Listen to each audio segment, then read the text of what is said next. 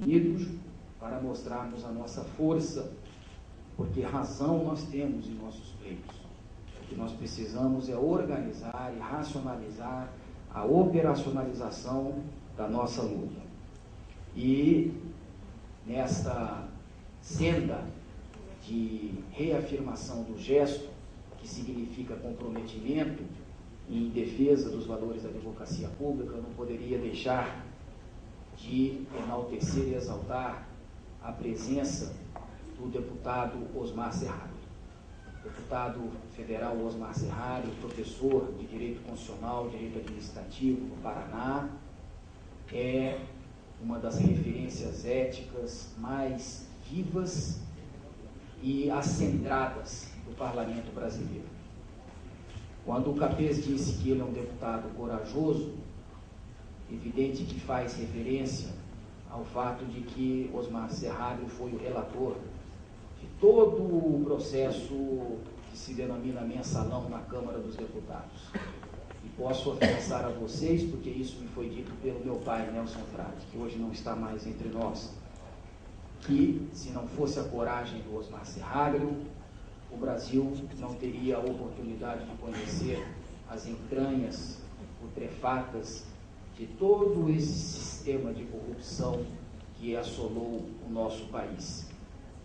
Portanto, eu faço questão de dizer que é uma honra para esse deputado de primeiro mandato, saiu como presidente da OAB de Mato Grosso do Sul, estar ao lado de deputados da envergadura moral e técnica de Fernando Capês e Osmar Serralho neste debate. O meu amigo Almir Vieira Júnior, procurador autárquico em Mato Grosso do Sul, que me oportunizou, junto com Marcos Stamp, o convite para estar aqui, é também daqueles que dignificam os quadros da carreira pública, das carreiras públicas do nosso Estado, de maneira que tem a certeza de que esta estima ela pode, com muita clareza, resultar pela afinidade do discurso em ações concretas, que é o que nós precisamos. Bom, eu venho como reafirmação de um gesto. Como presidente da Frente Parlamentar em Defesa da Advocacia Pública, nós estamos lidando com demandas corporativas e institucionais das carreiras que compõem a advocacia pública. E lá na Câmara dos Deputados conseguimos alguns êxitos, né? Mas estamos tendo dificuldades em superar algumas barreiras por conta da má compreensão, da deficiência, da insuficiência de compreensão de alguns parlamentares em relação ao papel da advocacia pública. Com relação ao êxito, eu posso destacar aqui, sei que não é direcionado muito diretamente ao público presente, mas fazendo referência aos procuradores municipais, a PEC 153, que foi aprovada pela Câmara dos Deputados em 2 turnos, e agora está no Senado. Tivemos uma conversa, tivemos uma audiência com o senador Eduardo Braga, que foi quem obstaculizou a tramitação no Senado deste projeto, que, aprovado pela Câmara, agora está encontrando muitas resistências em virtude do fato de que alguns senadores entendem que esta PEC, ela não tem, na realidade, o objetivo principal de assegurar o provimento da carreira de procurador municipal apenas, exclusivamente por concurso público, evitando a nomeação de apadrinhamentos políticos de procuradores municipais, como se vê em muitas cidades do Brasil. Na visão do senador Eduardo Braga, o que os procuradores querem é, através da aprovação da PEC, logo em seguida, lutarem pela equiparação de sua remuneração aos magistrados, enfim, às outras carreiras de Estado que estão mais, que têm maior remuneração. Com base nesse argumento, ele conseguiu sensibilizar alguns senadores e lá a PEC não anda. Nós tentamos demovê-lo esta argumentação sobre o argumento sobre a perspectiva de que o que os procuradores querem é apenas a segurança da constitucionalização de sua atuação, dando, na realidade, uma dimensão mais republicana ao acesso aos cargos de procurador municipal, evitando que eles sejam confundidos como agentes de governo, porque são agentes do Estado, mas até agora não conseguimos fazer com que o senador Eduardo Braga recuasse da sua posição. O projeto está parado, mas nós estamos neste embate de correlação de forças, trabalhando ativamente para que sejam superadas essas adversidades. Outras PECs tramitam na Câmara, no Senado, a PEC 39, proposta de emenda à Constituição, que me chegou agora, mas já era do meu conhecimento, no sentido de incluir os procuradores e advogados públicos das autarquias e fundações públicas dos estados, do federal e dos municípios, dos regramentos constantes do artigo 132, que está no Senado Federal. Chegando à Câmara, nós teremos condições de atuar com mais firmeza e mais foco para a sua aprovação.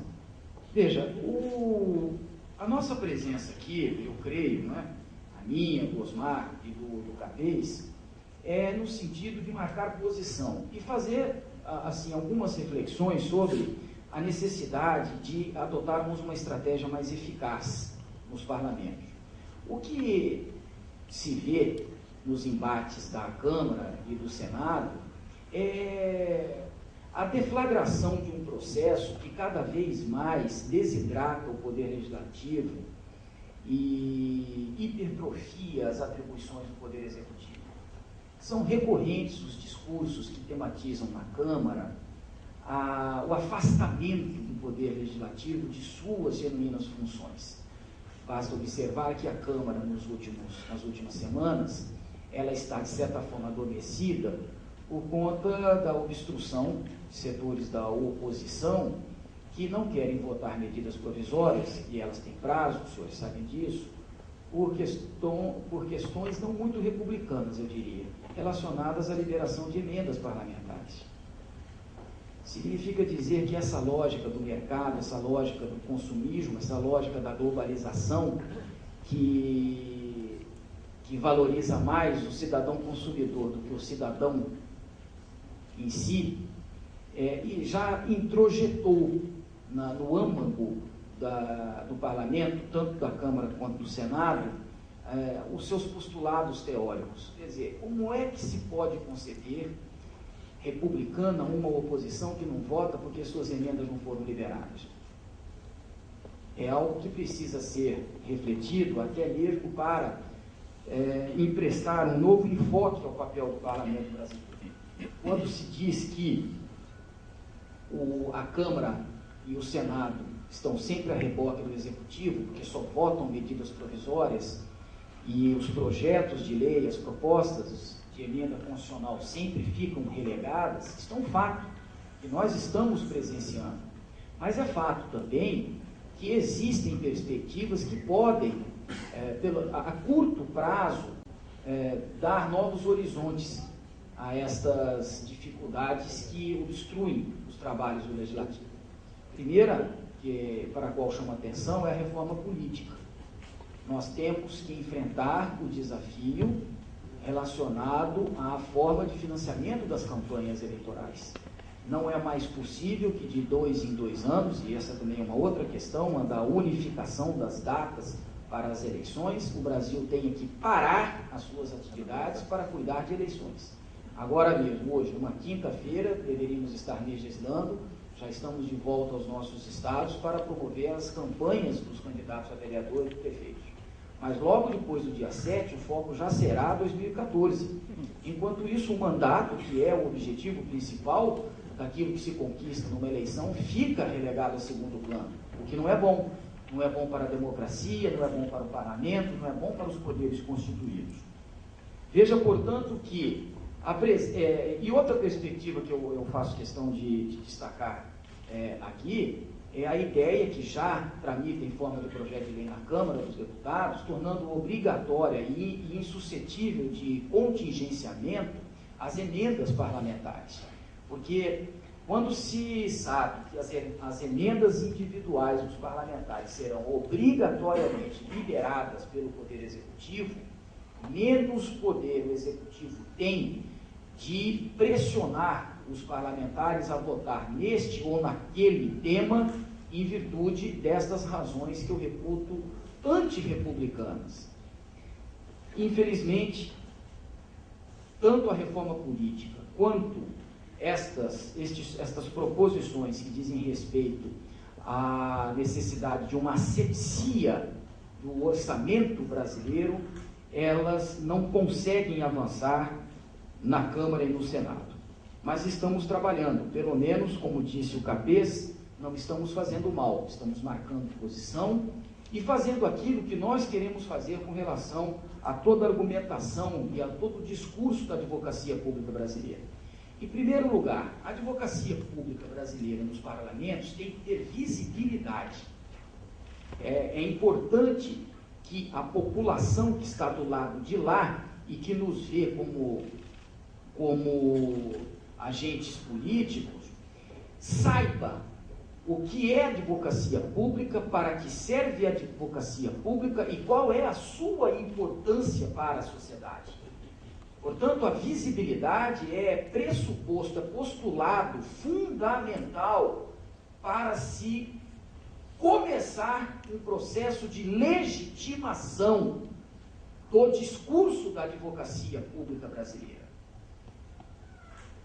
Recentemente, eu apresentei à Frente Parlamentar e a algumas entidades da advocacia pública um deputado do Rio Grande do Sul, conhecido do Osmar Serrado, o Alceu Moreira, que ficou muito interessado nos debates da advocacia pública e disse para mim: eu gostaria de participar da frente.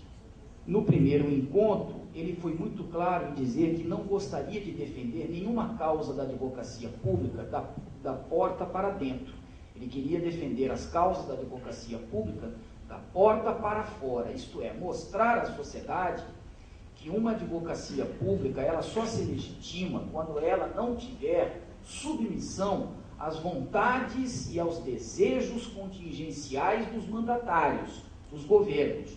Que na realidade uma advocacia pública só se legitima e só está à altura da sua história e da sua importância constitucional se ela tiver absoluta independência para ter comprometimento com os postulados éticos do Estado enquanto ente abstrato. Porque caso contrário,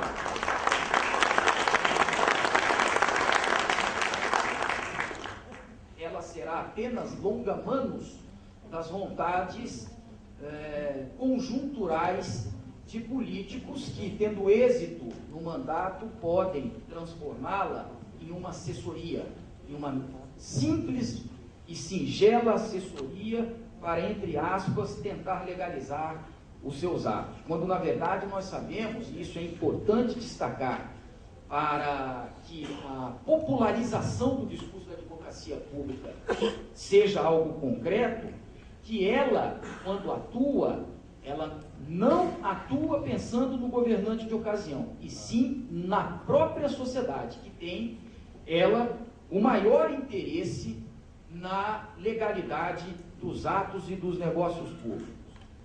Veja, o discurso corporativo da advocacia pública, eu reputo importante, eu defendo e sustento a tese de que os advogados públicos precisam e devem ser valorizados em todos os seus meandros, que tenham assessores, que tenham, na realidade, um corpo técnico a auxiliar as suas atribuições e as suas funções, que tenha, na realidade, independência, autonomia financeira para gerir o seu próprio destino.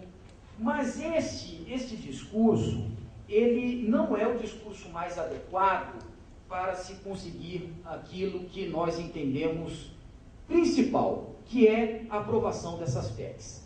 Para que nós consigamos aprovar as PECs, que inclusive repercutem positivamente nos aspectos corporativos da advocacia pública, nós temos que fazer um mutirão, uma força-tarefa junto à sociedade, para dizer a ela qual é a importância da advocacia pública, qual é a importância de sua função perante a sociedade, e como é que as administrações e a própria sociedade seriam prejudicadas se a advocacia pública não existisse. Um Estado sem advocacia pública, um Estado com a advocacia pública desvalorizada, desmotivada, fragilizada, um Estado com a advocacia pública submetida aos caprichos dos agentes políticos, é um Estado fadado à privatização, é um Estado fadado a ampliar este espaço de introjeção da lógica privatista das suas atribuições e competências para o prejuízo não só desta geração, como das futuras, que sacrificarão o próprio destino do país. E por isso mesmo, nesta perspectiva, minha presença, com o tempo esgotado, é neste sentido: reafirmar o gesto de apoio, de comprometimento, de luta no parlamento. Não é fácil, lá, vocês sabem, tem interesses poderosos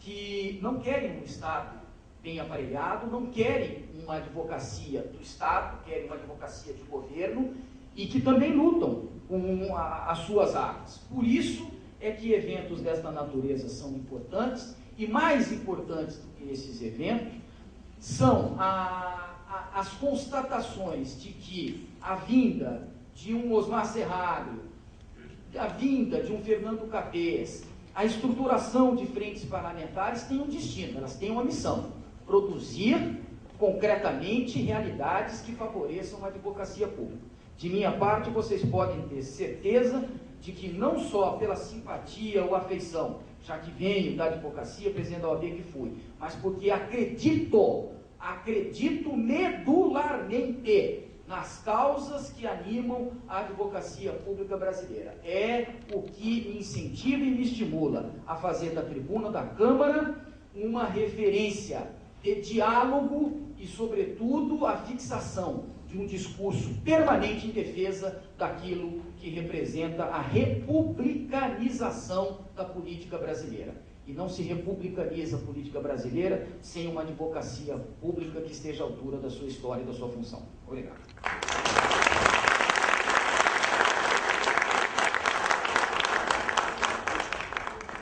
Novamente venho agradecer as palavras nobres produzidas pelo deputado Fábio Trac, e realmente nós iremos absorvê-la de maneira, na sua totalidade. Essas orientações, que são orientações de alto nível na participação na nossa advocacia pública. E com certeza, em saber que a sua participação nas suas atividades políticas andam em consonância com o nosso entendimento, a nossa sociedade. Muito obrigado, deputado. Passo a palavra ao deputado Osmar Serralho para que produza suas novos entendimentos. Obrigado. Boa tarde a todos. Eu me sinto menor da mesa. Não sou um exímio orador quanto o Capês e muito menos o Fábio.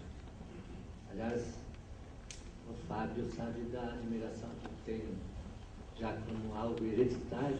Eu conhecia o seu pai, e qualidade técnica e moral que o seu pai tinha, que nos orgulhava em sermos considerados amigo dele, nosso grande teatro Nelson Trade.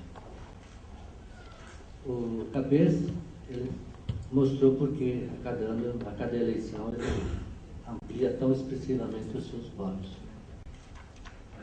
A sua competência, um professor, autor de livros, primeira vez que eu o vejo, mas com as melhores referências. E quero cumprimentar o Eduardo, nosso representante lá do Mato Grosso do Sul, dizer que eu vou, de alguma maneira, incidir mais centradamente nos aspectos que estão voltados à nossa produção legislativa, e de alguma maneira, e aliás eu estou nisso por causa do Mark Stan, né, que insistentemente me faz participar dessa famosa PEC 443. Nós, e aqui já se fez referência a isso, no Congresso nós temos uma certa dificuldade na produção legislativa, que só quem realmente convive com a gente tem a dimensão do que significa, de um lado, a potencialidade reprimida, na medida em que você integra um corpo e que ele atua não inteligentemente. Não há uma gestão que tenha metas. Isso eu não me reporto à condução da casa. Não há um espírito inteligente para que se valha de todos os que estão ali, de maneira a se buscar um determinado resultado. Então, quando você está lá trabalhando, você tem que estar em 4, 5 lugares ao mesmo tempo, porque você integra a comissão disso, a comissão daquilo. Aí a população que assiste pela TV Câmara acha que nós não produzimos, que vê o plenário vazio. E aqui se fez referência a que eu sou professor, e de fato, eu acho que também uma informação que eu vou dar a vocês, que são do ambiente jurídico, talvez muitos desconheçam. E eu tenho orgulho de estar com o Fábio Tradi, na Comissão de Constituição e Justiça. A Comissão de Constituição e Justiça, praticamente, é a última instância em mais de 70% da produção legislativa da Câmara. O que significa? Que se alguém estiver assistindo a tudo que se produz a partir da TV Câmara, no plenário, abre um jornal e vê: a Câmara aprovou tal coisa ontem. Mas eu assisti tudo ontem, nunca ouvi falar sobre isso. Mais de 70% das proposições da Câmara dos Deputados é aprovado conclusivamente na Comissão de Justiça e vai para o Senado, sequer transita